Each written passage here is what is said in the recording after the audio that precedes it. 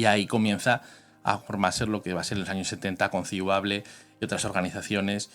que van a dar lugar pues, al asturianismo moderno y por lo tanto a esa idea de lo que hablamos no es hablar mal, es otra lengua, vamos a darle su dignidad y bueno, en ese sentido, pues por supuesto hay precedentes, ¿no? En 1919 se conforma una Real Academia de la Lengua Asturiana que tiene un papel importante a pesar de las limitaciones de la época. Y también hay otras iniciativas a lo largo de la historia, ¿no? Empezando por el propio Gaspar de Jovellanos, que ya en el siglo XVIII pues, propone crear una academia, un diccionario, él mismo escribe cartas en asturiano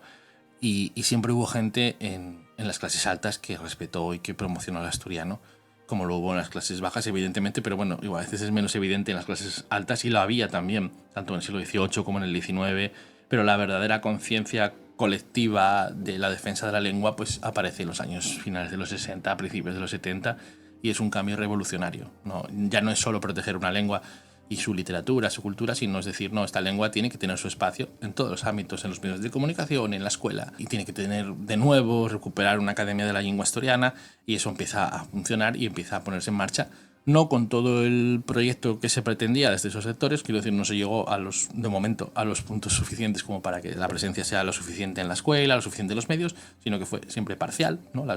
lengua es solo optativa en la escuela, el porcentaje en los medios de comunicación es pequeño, pero se han dado pasos muy importantes y se han dado pasos, y eso lo demuestran también las encuestas sociolingüísticas, pues en los años 80 había un porcentaje importantísimo de la población que pensaba que hablar asturiano era hablar mal.